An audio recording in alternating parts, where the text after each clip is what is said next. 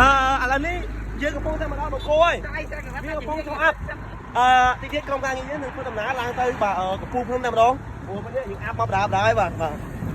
ធ្វើបាទអាប់មកចូលអាប់បង្គោលចូលអាប់ដាក់យ៉ាងម៉េចដាក់ចឹងដាក់ចឹងដាក់ចឹង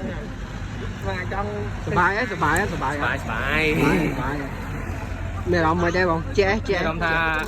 យ៉ាជួយបងជួយអារម្មណ៍ថាពេលឡើងអារម្មណ៍ថាឡើងបង្គោលហើយមានអារម្មណ៍ថាតិចចំទិញមកពេលខ្ញុំកាត់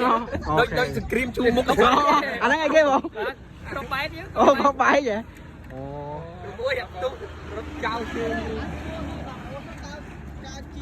ចំណាប់អារម្មណ៍តែជីមតងហ្នឹងមិនដែរបាយខ្លាំងជាក់ខ្លាំងបាយកំនៅលើបង្គោលសុបាយជាងនៅឈើកាយទៀតណាបាយអីអត់ទេអូចឹងសំដីពិតបងបានលឺអត់បងបានលឺសំដីពិតចេញពីខ្សែប្រយុទ្ធបាទខ្សែប្រយុទ្ធលេង8ហ្មងលេង8តែបំរើមិនដែរបងអត់មានអីនិយាយទាំងអស់អត់មានអីនិយាយទេអូបងមានអីនិយាយអត់បងលើបងមានអីនិយាយអត់មានទេបងអត់មានទេជាតិទេបងជាតិដល់ហែកហើយវិញខ្ញុំនិយាយស្ញាខ្ញុំដាច់លុយអត់ដាច់លុយអូយើងធ្វើខ្លួនឲ្យស្អាតគ្មានណាដឹងថាយើងអូខេប៉ុន្តែលុយណាដាច់លុយឯងលុយយ៉ាងហ្នឹងណាទៀតមើលសំពោទៀតដាច់លុយឯងលុយយ៉ាងហ្នឹងណាសំពោ